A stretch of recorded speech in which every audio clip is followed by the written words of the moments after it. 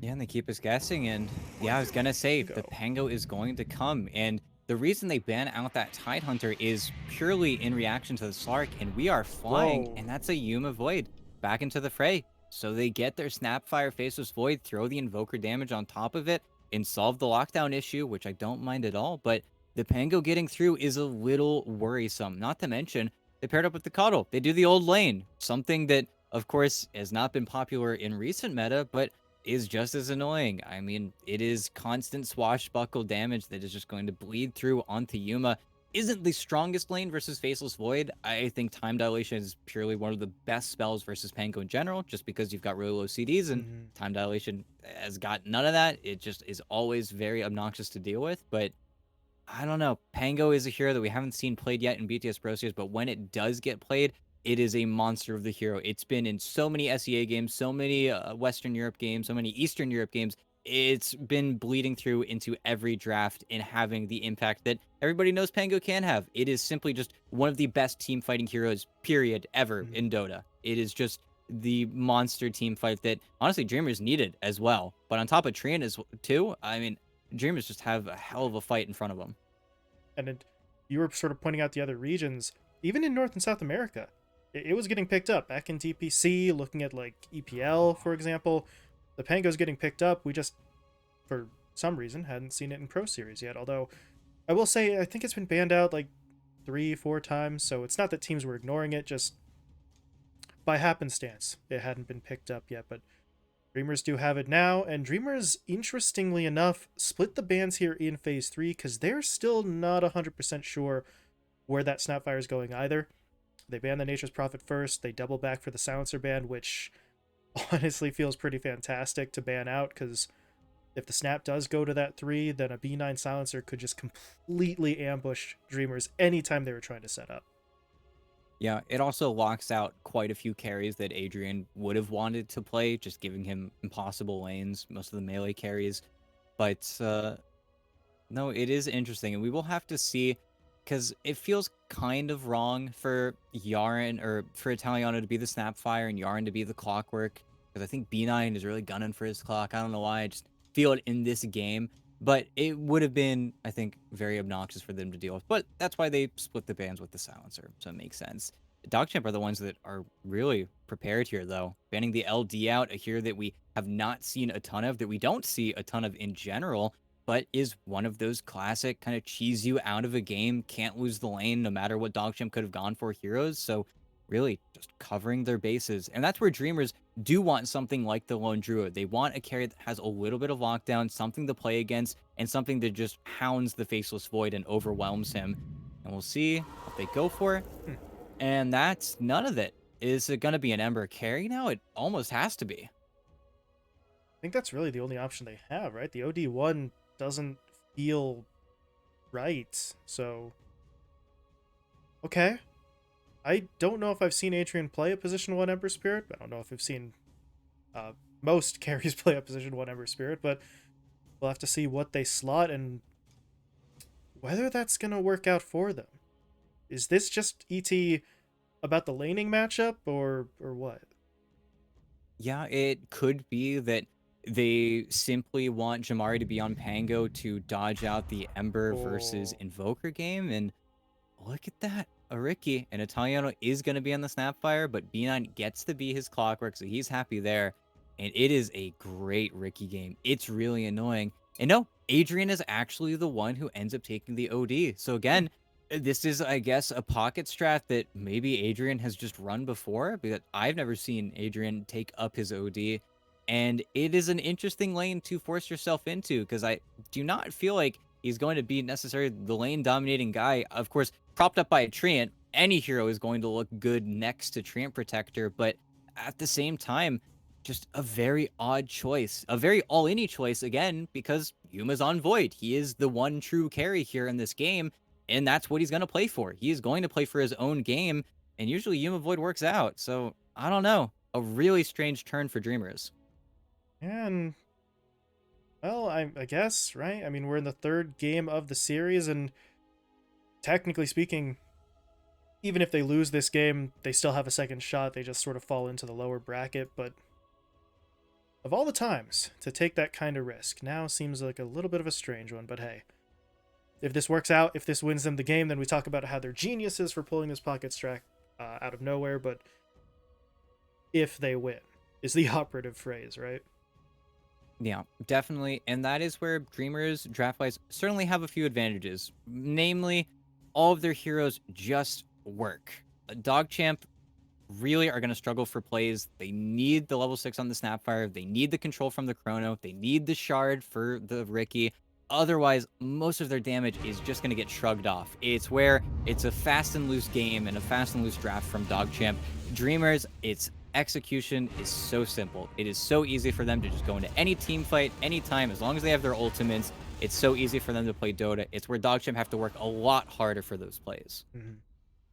Well, last game of the series, last game of the day, and as we were just sort of pointing out, if you lose here, you're not eliminated. You go down to the lower bracket, play up against Wildcard Gaming 2 days from now, but if you win, you punch your ticket, right? You're on to phase 2. You can kick your feet up and relax for a couple of days and watch the rest of these brackets sort of unfold around you. So quite a little bit here on the line as we are getting ourselves ready to go, but we do have a little bit of a disconnect right at the start. RCY out of the server for a moment, so we'll wait to get him back in. B9 letting us know there's a DC, so Panic, panic, panic. Suffering from success. it is what it is. We're kind of used to it at this point, ET, but hopefully this is a quick reconnect. Yeah, and of course, RCY. He is the last person you want to be lagging, to have ping issues, yada, yada, yada. He's a scary guy when he gets through, and we'll have to see, because this is a matchup I think that he should be favored in fairly high. Of course, there's no Flame Guard. It depends on whether he wants to split his skill build. Really, all Invokers kind of have to go into Quas Exhort nowadays, so I'd be extremely surprised to see him go Quas Flex, but getting 1 point at level 4 just to have a little Tornado doesn't do a ton of damage, but at least purges off the Flame Guard could be a forcing move, or could also see him just max out his Q and his E, do fairly basic stuff, and just right-click the Ember, which is also not a bad option. It's where the Ember is pretty much at a disadvantage no matter what build he will decide to go for. We'll just have to see how well the lane's going for him, right? Because if he doesn't need the lockdown, if he doesn't feel like he needs the get out of jail free card, then yeah, maybe you go all in for damage. Because I mean, look at what his setup is, right? You're gonna have Cogs, you're gonna have Chrono. I mean, eventually, you're even gonna have the sleeping dart that can set up. So a high level Sunstrike is about as close to guaranteed as you're gonna get with any particular lineup. No, but in the meantime, we still do be waiting. Yeah. And we will have to see. Especially the Drakeel lane. Again, I think time dilation is going to be quite the cog to throw into the mix when it comes to the Dreamers combo. It'll be very annoying. It's where those resets might be slightly harder, but it is just free mana. It's free damage every single time with the swash. It's where there's going to be a ton of very high sticks in that game if they all start with a stick, which they probably should, because it is just going to be a matter of spam. Yeah, let's see. Stick in the hands of Yuma already. B9's got one as well. So sticks on their side. They anticipate what's coming, and as you mentioned for the time dilation, it is going to be annoying, but annoying enough for this duo to actually change the way that they skill? Probably not, right? Nah, definitely not. I think we just switched who was, yeah, we had a reconnect at the same time as a different DC, so we're playing musical chairs here with our lobby slots. RCY is back, but it does appear that Jamari has now dropped out. So the only change is whose pause time is being used, but well, for a game 3, as you mentioned earlier, same thing for RCY, you can't afford to have anybody significantly lagging, so it's unfortunate, but slowly but surely we'll get everybody back in. But I guess while we wait, ET, talk to me a little bit about this lane, this OD Triad lane, because you mentioned it in the draft. Everybody looks at least relatively good with a Treant in lane with them, but how do you see Adrian sort of laning this one out?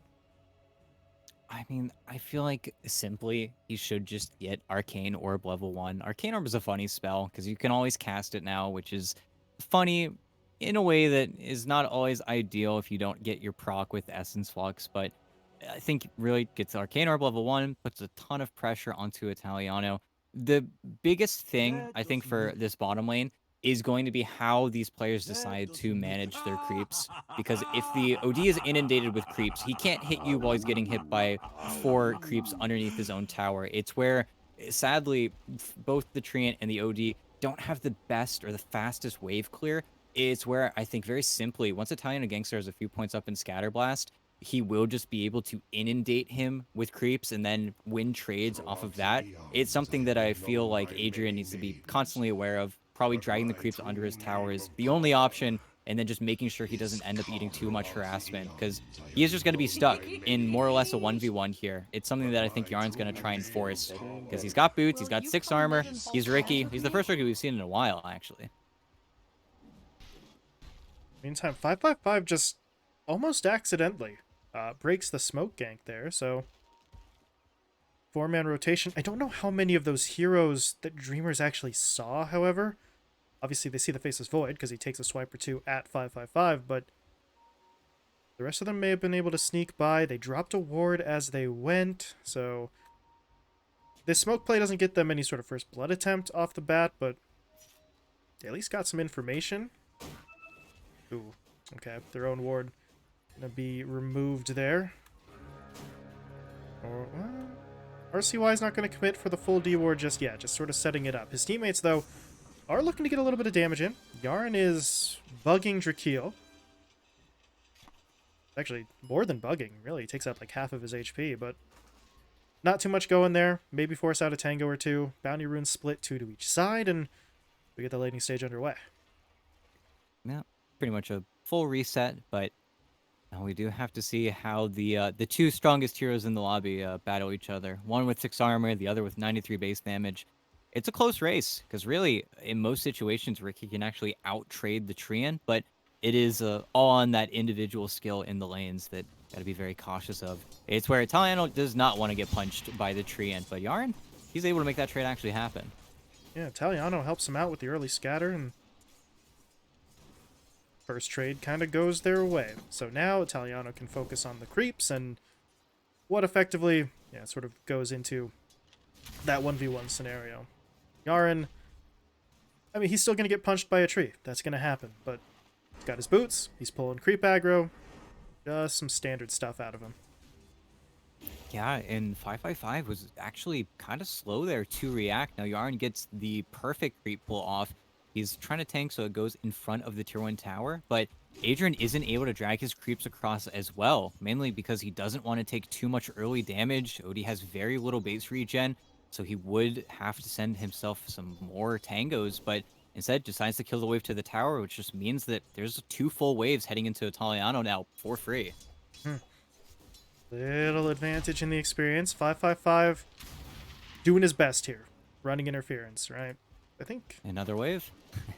he did get a deny in there, so at least that's something. But yeah, this is just going to keep happening. Until someone goes and actually stops Yaren, there's no reason for him not to make this play whenever he wants. And now just needs to get hit, great body blocks, and again, they get exactly what they want. Good job from Adrian, though, to not bring that second wave under tower. So he's got at least a little pocket lane to play for, but it's actually top. The harass, the damage, everybody is time dilated. They're 3 stacks even under Keel, but the refresh goes through anyway, as that's how Shocker works in the matchup. It doesn't lock you out completely, and it just works. And RCY got solo killed. The first solo kill I think I've ever seen happen to RCY, actually. Usually he's on the other side of these.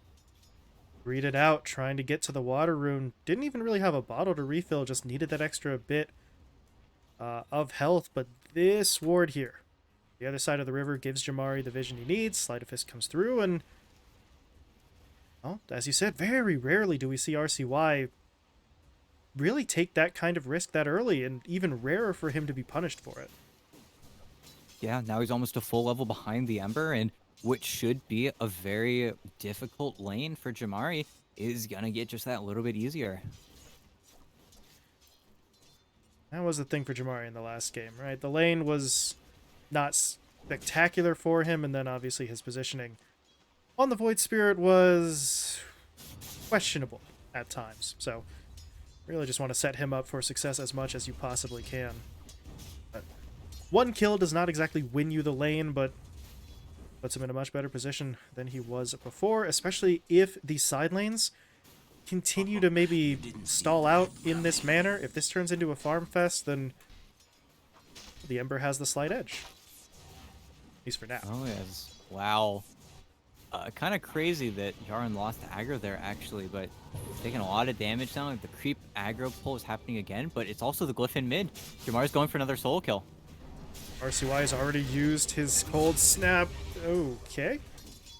At least he'll get a return kill there, but Jamari gets the credit first, and B9 here to soak up some experience, but since he leaves lane, excuse me, not leaves lane, the bottom lane did not have anyone missing from it. It's just Adrian and 555 pushing forward and punishing Yaren, so Dreamer's starting to ramp up the aggression levels a little bit more here. 4-1 start, and these moves haven't really come with any massive consequences yet either.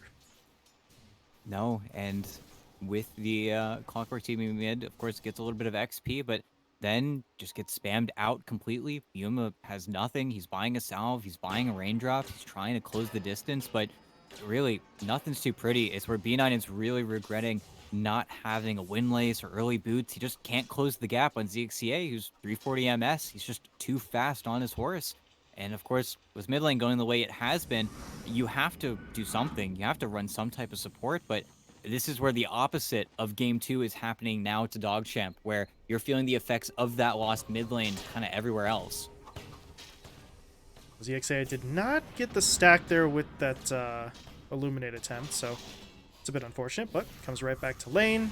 Another Illuminate, this time on 2 heroes, connects into the Swashbuckle, and, well, we go back to the Yuma's not going to have a lot of fun narrative here, because he's still farming decently well, but decently well is not really good enough compared to what all of the cores on Dreamers are picking up early.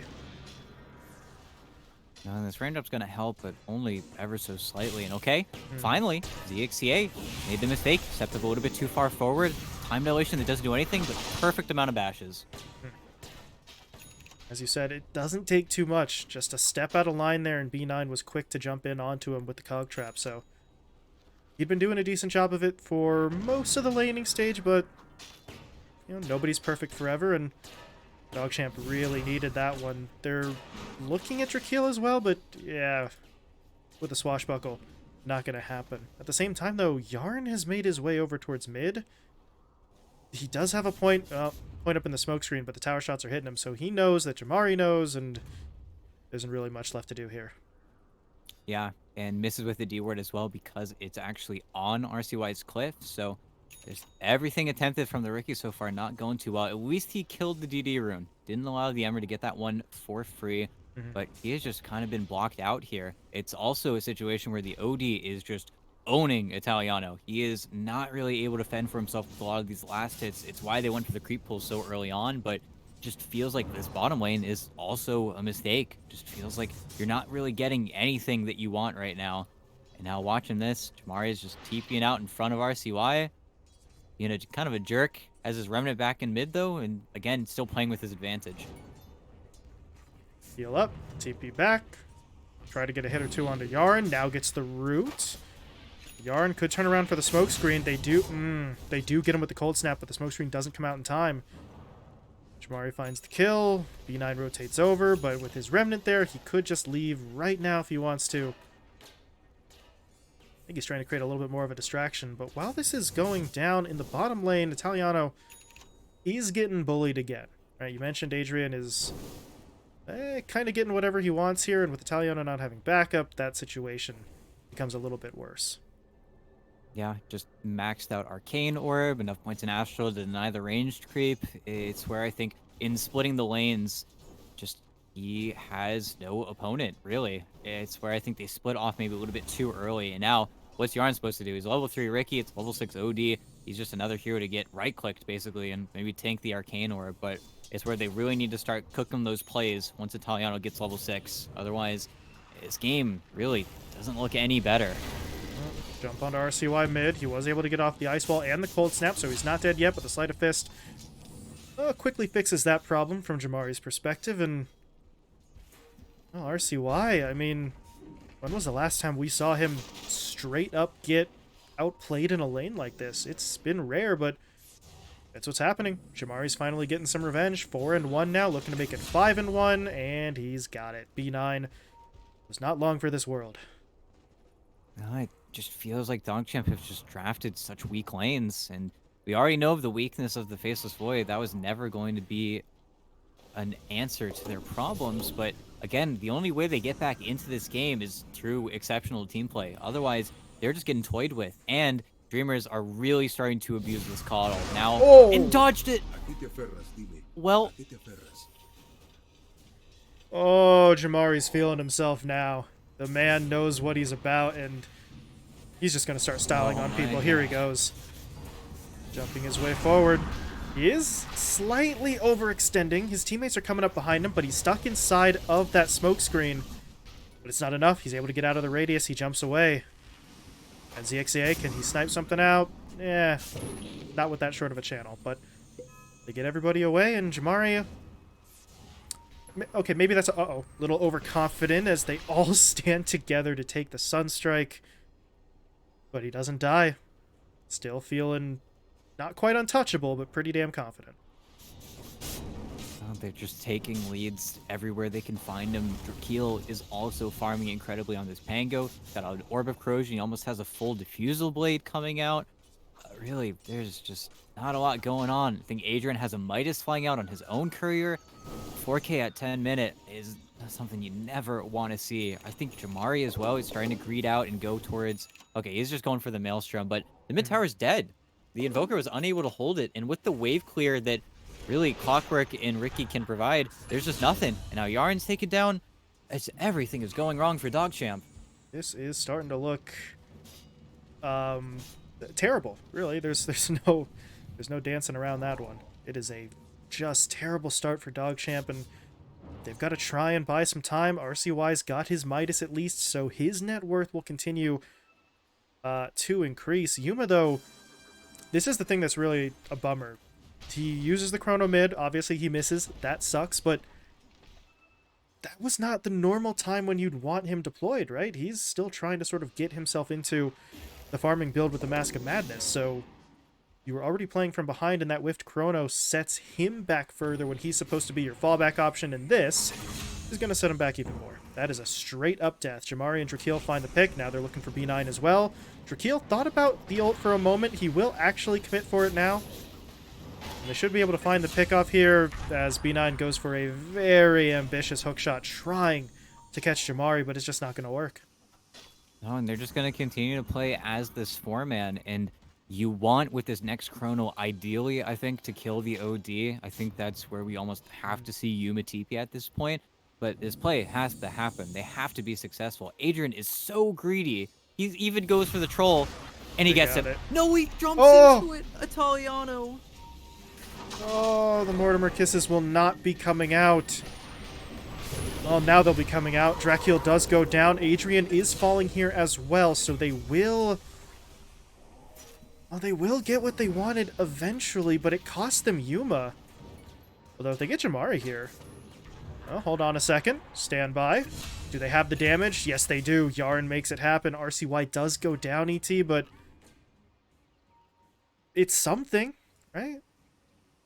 Yeah, it just sucks you lost Yuma, and Yuma's game is incredibly unfun. He's going to go retreat to the jungle somewhere. He has to mom out of the base, just walk to the jungle, but yeah, unfortunate misplay, but at least they get the Ember. If they didn't get Ember, that would have looked a lot worse, but it's something, and a lot of gold gifted over to Yarn. Now he has enough actually for the shard, and he'll probably just save and wait for it. As a solo kill, might needed to have the Sunstrike come in, and there it is, and perfect. Very Also nice. perfect, they give it RCY.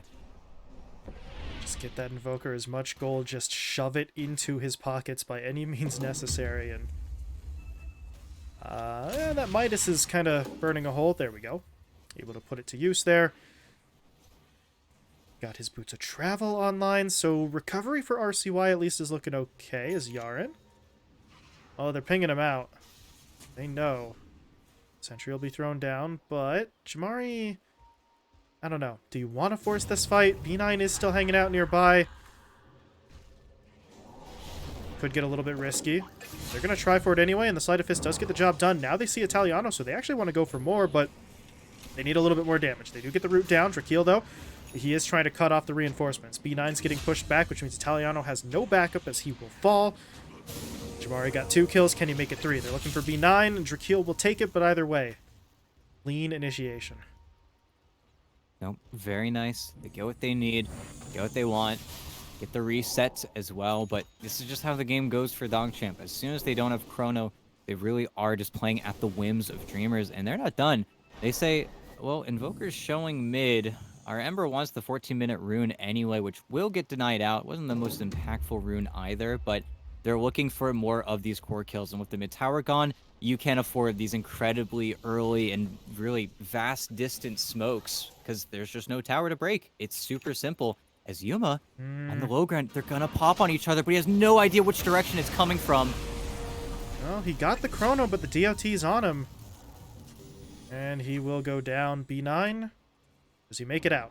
He is going to try. But they do have the Sleight of Fist, which doesn't actually cancel the hook, but yeah, that's a fair bit to commit for a clockwork kill, but at that point, you're just not letting him get away.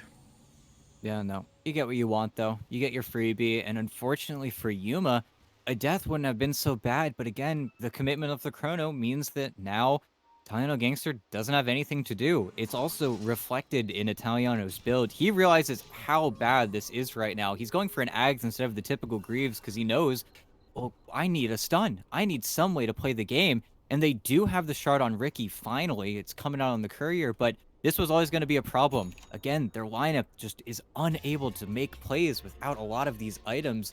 It's just an incredibly hard lineup to execute. One where they also lost 2 of their 3 lanes, so that doesn't help either. Yeah. Certainly puts an extra obstacle in their path, but they've still got to try. Yaren's going to get spotted, though. He did throw the sleep dart out. He's able to use the tricks of the trade to get to the high ground, but Drakeel just follows him up. Does he have the connections here damage-wise? Yes, he does. He hits. He gets off the swashbuckle. Then B9 unfortunately misses the hook shot. I say unfortunately. I'm not sure who it was unfortunate for, because if B9 went in, there wasn't any backup. He might have just died as well, so maybe it was in his best interest to not hit that hook. Now, the one thing we can kind of count on here for DogChamp, as there is maybe a gank attempt here on the Faceless Void, is that Dreamers are terrible at taking objectives. They can't kill Roche, really. They cannot kill buildings quickly. It's where the safe lane OD is just stuck farming for a large part of this game. Nobody can actually get these structures knocked. As bottom, well, an attempt and a successful kill on the 555. Again, this is the impact of the Ricky that we're going to start to see more and more of as this game progresses. But that's the one aspect that DogChamp can abuse. The fact that these buildings are going to survive that much longer. Getting these objectives, as long as they're not dying, is going to feel very difficult for Dreamers to continue the game. Which was part of the reason why it was such a big deal for RCY to have lost his middle tower so early.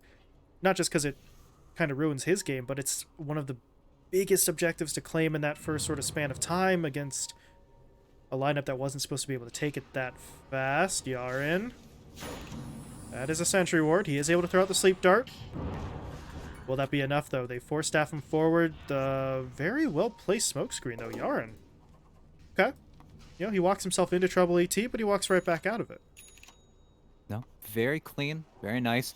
They would absolutely love a play onto Jamari, and okay, we're back in that timing. Yuma hitting the Chronosphere, that's all that matters right now. Connecting with his Snapfire, a Snapfire who can even set up for his teammate, and actually, they're going for another independent play here, and the dynamic duo, Yarn and B9, just have enough lockdown. Again, with the Sleep Dart setup, it makes the game very simple to play, and they've got more plays. They can do something with Italiano and Yuma still. So DogChamp are slowly but surely getting their way back in with some of these pickoffs. And part of the reason why that Ricky is always such a valuable hero to be banned out, right? Sleep Dart just opens up so damn much.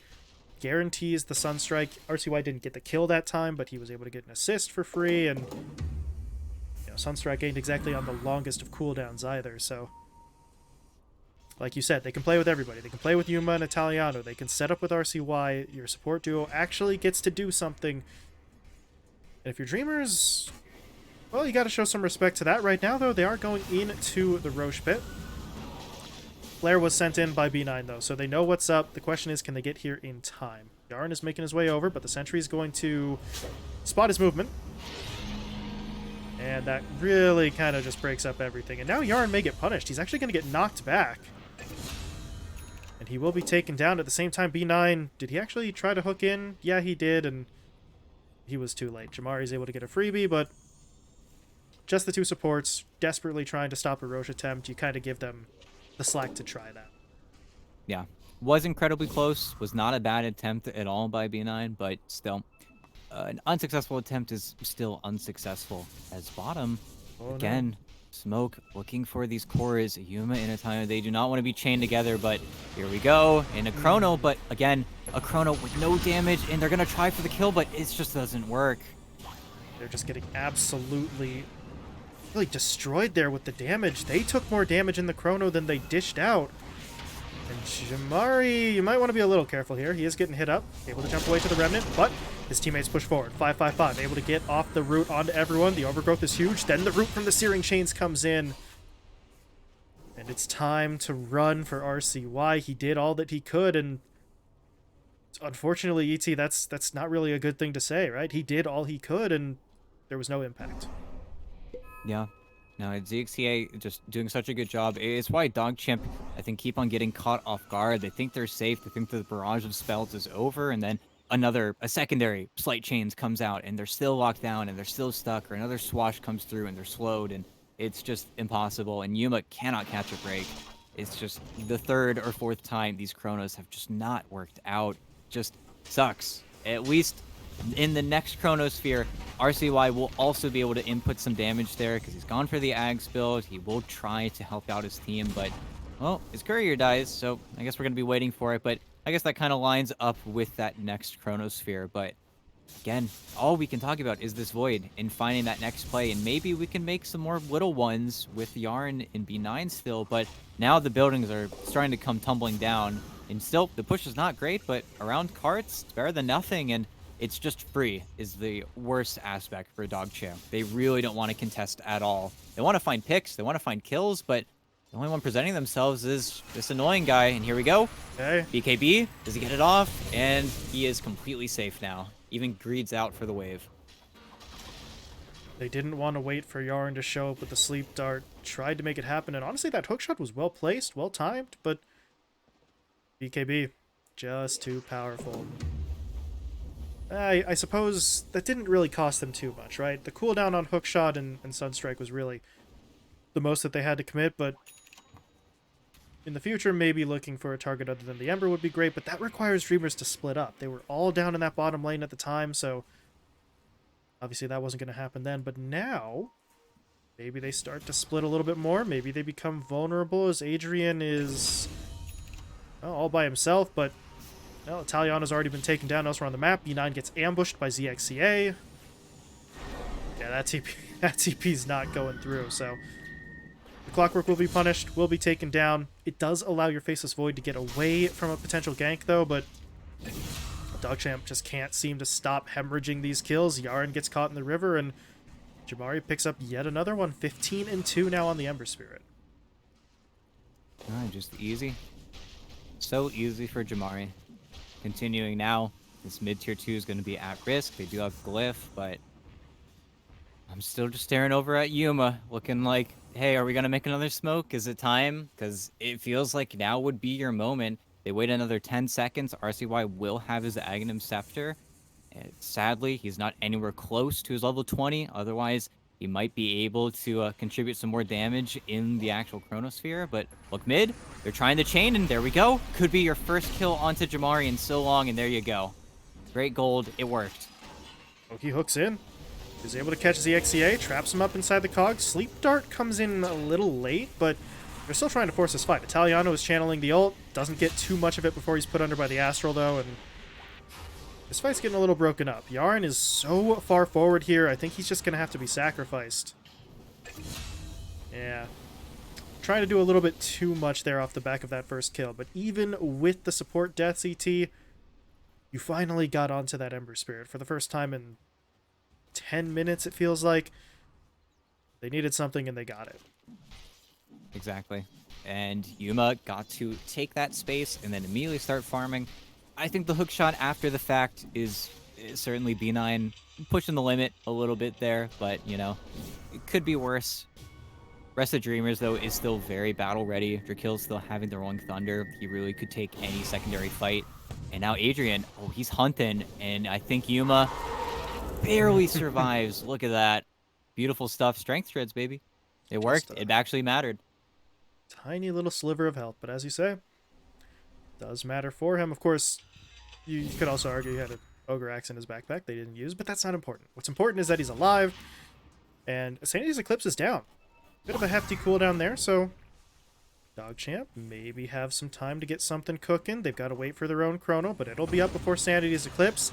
If they lose some heroes here, though, yeah, that kind of messes with that window a little bit, but at least it's only B9. Hold on a second.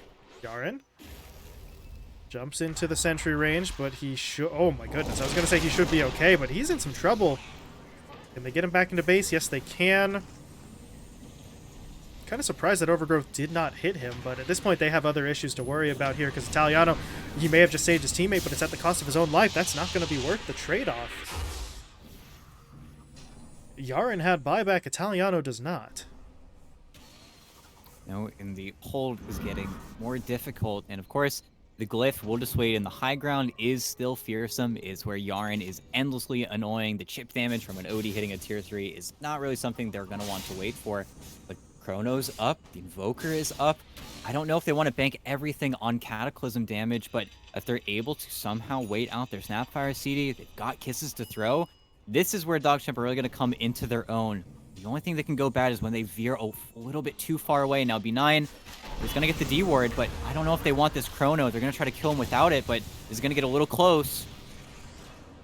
Okay, Drakil. Okay, they'll pop the Chrono. Just going for the kill. They do manage to get it. What else can they grab? ZXCA would be a nice target. They'll hit him with the Sleep Dart. Meanwhile, off to the side, Meteors coming in. Deafening Blast connecting as well. 555, run down and killed. But there's Adrian into the fight. There's Jamari to join him. They quickly take down both of the opposing supports. And now, if you're DogChamp, what's the game plan here? Italiano's in some trouble. Needs help getting away. RCY did track down the kill onto the Coddle, but that leaves him so far from his teammate that they will end up losing the snap. And there's no BKB on the OD, but still BKB on Jamari. Very wisely, Yuma just immediately goes for the wave. Picked up the gem as well. So still, huge win for a DogChamp.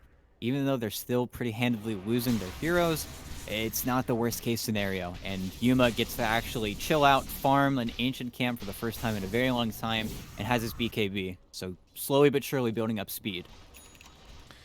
Weren't really going to win that fight outright, right?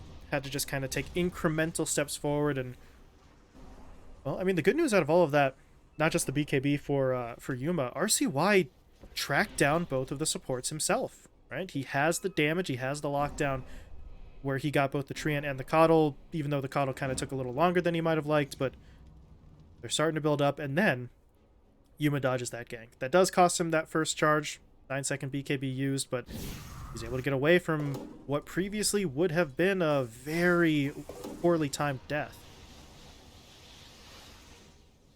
No, and now, well, at their first possible moment, they would love to get this next rush from Dreamers, but with mid, Drakil, nice force F though, and that should just save him. And now B9 has to worry about feeding himself. It's kind of split attention, but Jamari makes that play very easy. And now Yaren, he's still not out of the woods. Neither is Italiano, but Yaren on the run. Everybody on the run, really, at this point. But again, as soon as Dreamers scout out the Roche, I feel like this should just be another freebie. Still 29 seconds on that Chronosphere, so not like Yuma can really help too much. And, well, I mean, that's a nice initiation. It's just they didn't know that ZXEA was so close. That force staff really just breaks the whole thing up. Yuma, dangerous game you're playing here. Italiano's there to help.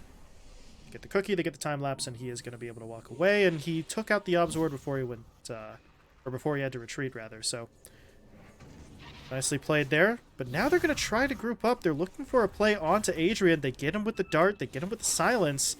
And there's going to be the chrono. The spit-up play comes out as well. The Cataclysm is deployed. Adrian's taken down, and well, the reinforcements for Dreamers are coming, but how much do they really have in the tank? There's going to be your Chaos Meteors flying through, doing the damage. Overgrowth, though, will still be deployed. So 555 locks him down for Drakeel to come in with the Rolling Thunder, but they need more damage. They have to get RCY. They're able to take him out as Jamari jumps forward. He's now going to look for a second. Can he cancel the TP?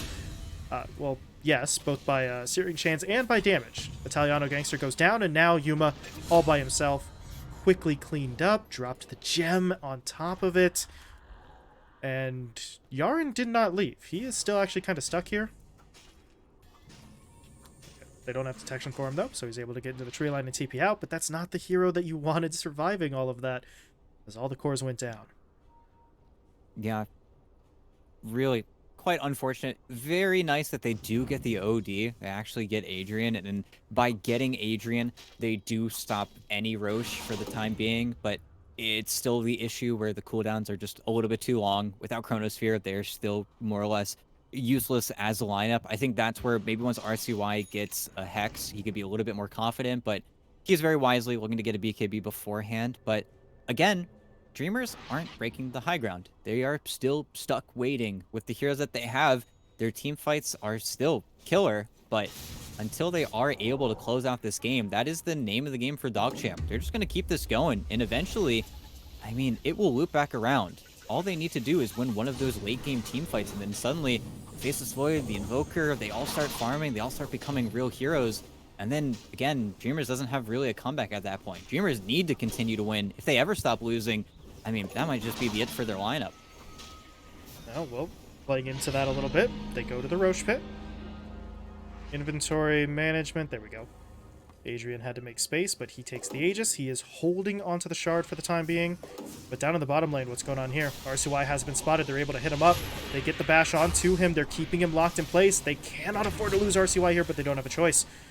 Drakeel gets the kill. Now they're on to B9.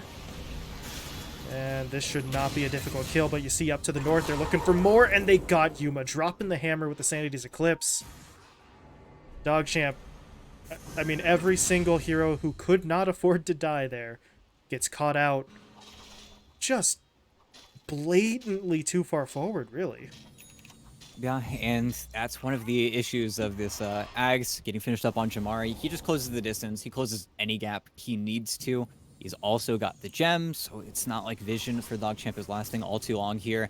Really, the only good news is that the timers for DogChamp are not too long because they're not very high level, so it could be worse, technically speaking. And of course, the Glyph is going to stop a lot of damage. They do have a cart, though, but Dreamers push. It's coming. It's inevitable. All DogChamp can do is hope for a huge chrono at this point and then use absolutely everything. But if they lose that fight, that might just be the game. So here we go. Smoke coming in. And immediately the Heroes Without Aegis start backing up because they know that's the only way that DogChamp can really get back into this game at this point. Dart onto one, hookshot onto another. Where's the follow-up, though? Nobody else is coming in. They're going to spit the Faceless Void forward, but he actually got stunned upon landing. And now he's put under by the Astral. He'll pop his BKB, but while that happened, his backline disintegrated. RCY and Italiano are just instantly dead, buying back immediately. But at this point, they need to regroup before they can even think about going back in, and BKBs were used. A smoke was used. Now, if they go in, they don't have the protection they need to guarantee the initiation. No, and without BKB on Yuma, I feel like this game is starting to crumble. And of course, Dreamers just very patient there by sending Adrian as the only one up. They send Adrian up, and then they send up the Panga, who's already rolling, and then they get the vision for Jamari to jump. It's just textbook Dota at this point. Now they're going to push out all of the lanes, wait a little bit longer for these creep waves to be in, but then they're back onto their next objective, if not looking to kill these heroes, because they saw Yarn outside of the base for just a second, but really DogChamp are incredibly brave for being anywhere aside from their high ground. But look at this, the jump, not going to be able to save their clock. Already dead. Yuma goes in. There's the Chrono. There's the Cataclysm. But Adrian says, let me shut that down right now. Sanity's Eclipse takes out 2. And there really isn't anything left to fight with. They just didn't catch Adrian. That's the long and the short of it. There's your GG. Sanity's Eclipse does a hell of a lot of damage. Oh, and it works. They get to win. They don't get to get megas. They don't get to kill the Ancient because, again, it's just not what OD does. But their lanes do enough, and that's really what Dreamers did here today. They won their lanes in Game 3. They just shut out DogChamp with anything they wanted to do, and I don't know if maybe it's just an issue of having the double melee support duo or some small mistakes early on, but they just fell way too far behind out of those lanes. And I think, again, it's probably a combination of that early game play in conjunction with some of the draft choices, but everything just ended up falling into Yuma's lap. He was all of the lockdown in the world. The only plays they could really make were after the 15-minute mark, where Yarn and Bloody Nine could barely scrape together a play onto what only seemed to be Drakeel, and then the plays stopped. And then you get BKB on your Ember Spirit. Then you get a Force Staff on the OD, and then you run out of things to play for. I think if DogChamp win maybe 1 or 2 fights early on, or again, they don't fall so far behind in the mid lane, and maybe that game looks a little bit prettier, but this was a beatdown. Absolutely. And I think the number one thing we're looking at here, in terms of the Dreamers draft, we talked about, hey, what does position 1 OD look like? Hey, they got Drakeel onto the Pangolier. All this good stuff for them, right? Pango, Keeper of the Light Lane. The one storyline ET that I would not have banked on, probably lowest on the list in terms of probability, was that Jamari on Ember would just kick RCY's ass, because that's what happened. 7, 8, and 7 looks better than it was, but that Ember just straight up won the lane and won every other instance where they competed. Yeah, just too much pressure on an RCY that was also not shifting. He wasn't really able to change up his play at all, but I think early on, you know, the first blood, the early kills, the first 2 deaths for RCY is really the beginning of something feels a little bit off here. And then, of course, the side lanes kind of imploding after that. It's just not pretty. And then the exact opposite reasons for why Game 2 felt so good, again, it turns against DogChamp because there's no reason for the duo against Yuma to leave. Drakeel and ZXCA just get to stay in their lane, and they get to bully the OD, or the Faceless Void. And I think that really was the problem. Mid lane didn't go well, and because mid lane went so not well, Yuma didn't get that relief either that he got in Game 2. So just DogChamp overestimating themselves a little bit here in the draft. Well, at this point, congratulations are in order. Dreamers, they had to fight 2-1 for themselves, but they make it through. They advance to Phase 2. They will be one of the teams in our group phase. First team to actually punch their ticket. And at this point, ET, looking at the Phase 2 teams, seeing a lot of SA in here, right? Alliance, Latham, Infinity, Thunder Awaken, now Dreamers. As of right now, 5rat, the only NA squad in the second phase. Of course, considering the other half of this bracket will now be Wildcard versus DogChamp, there will be another NA team joining them guaranteed, but the SA teams are showing out right now. Yeah, and I think that's where also, unfortunately, Ravens and Infamous have to, you know, kind of cannibalize themselves. So True. we'll see if Alpha, who gets the most chances of any NA team on the other side, who's the only NA team in their group, well, we'll have to see. But yeah, no, it is feeling very SA dominant, and especially here. I think DogChamp just got ahead of themselves. Looked great in Game 2, but hey, that's why Phase 1's a little bit more fun, because they do give us that best of 3. We get to see teams win and teams lose. So we'll have to see, but Dreamers definitely deserved it today.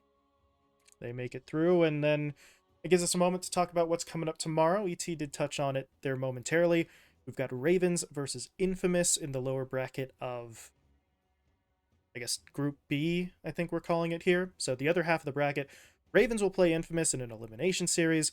Then we've got No Runes versus Alpha in the upper bracket coming up after that. So should look, schedule-wise, exactly the same as it did today. We'll be starting at 1 o'clock Pacific time, 4 p.m. Eastern. So we will be swapping that over, getting our second team locked in for phase 2. But before we go, ET, I guess we'll ask you, between those two matchups, Ravens versus Infamous, No Runes versus Alpha, which one are you looking at as being maybe not the most entertaining, but the most competitive?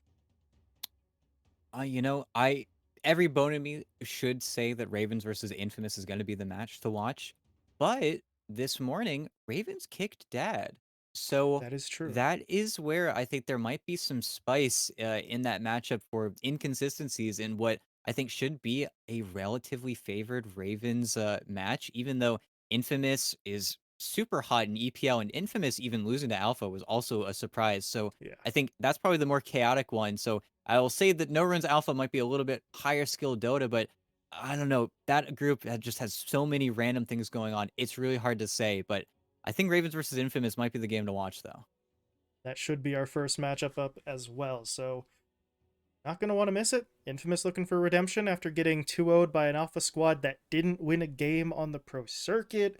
Ravens playing after kicking their carry. There's going to be all sorts of stuff that stacks up on top of already the fact that that's a best of 3 elimination series. So definitely not something you want to miss. Again, 1 p.m. Pacific will be the start time for that. So that'll do it for today. One last time, congratulations to Dreamers Esports, and thank you to all of you for watching. I know there's a hell of a lot of Dota going on today with tiebreakers on the DPC, and obviously our event ramping up here as well. So if you want a Dota, you've got it. That's for sure. But thank you all for watching. Hope you join us again tomorrow, and we'll see you later.